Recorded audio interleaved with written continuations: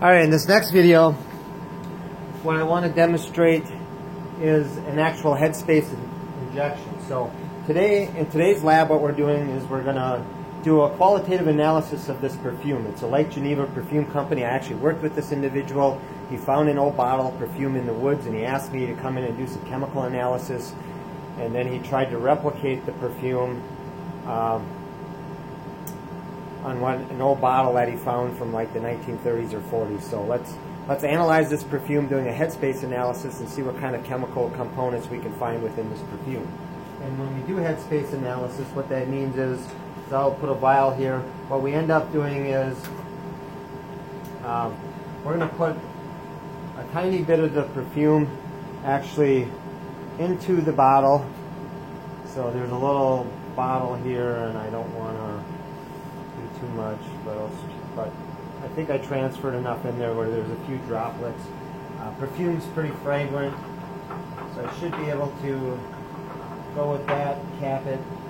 If I smell it, yeah, I can smell plenty of perfume, but now that, essentially the inside of this vial now is filled with the vapors, just the vapors from the perfume. There's a few droplets and stuff here, but essentially what I'm going to do at this point is that in a headspace analysis, I actually want to pull the gas phase out of here, which is now in the gas phase, all the volatile components in the perfume are present there, and if I can do that, I should be able to just take the gases within this, not the liquid, just the gases, and inject them into my mass chromatogram, and then get a mass spectrum and actually analyze what those fragrant components are within this perfume. So if I'm going to do that, I have a needle here. What I'm going to do is I'm actually going to just put my needle in here, and I'm going to just try to get some air in here. So I'm going to pull up the air. That's the headspace. I come over here, put the needle into the injector, push the plunger down, and hit start, and I start an analysis. Okay, with that said, we've done the ejection, we've done the headspace analysis, and the key is in the headspace analysis, we are only sampling the air and not the actual liquid of the sample.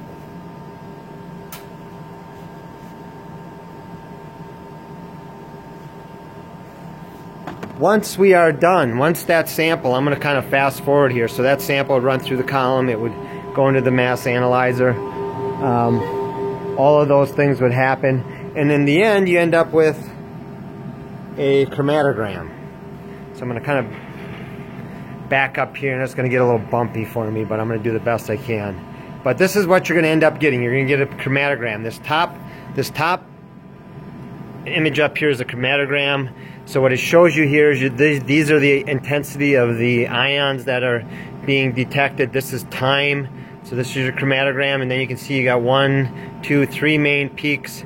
You kind of got a bump here, so there's probably like a solvent. There was a lot of something in the sample here, on which is kind of the base or the solvent or the perfume, and then you have some, at least 3 components here showing up that are components of fragrance components that are making the perfume give it the smell it gives. So the one thing with this then is we said it's like IR, so what I can do is I can take my cursor here and I can click on this peak, and essentially what I get now, this is the mass spectrum within this peak that I just clicked on. Now there's a database here, so what it lets me do is I can compare this spectrum that I just obtained experimentally against a database or a reference base of all kinds of mass spectra that are out there. And if I do that, I do a right click, I'm going to focus in on this, and I go into library, and then I'm going to search, and the library is the database, and then I search that, and what it's going to do is it's going to reference against that, and then what you can see is this component over here is what I obtained experimentally. This is the mass spectrum that's in the database, and it gives me a probability of match, and my best probability is at this 60% that it's actually this compound right here, this linalool.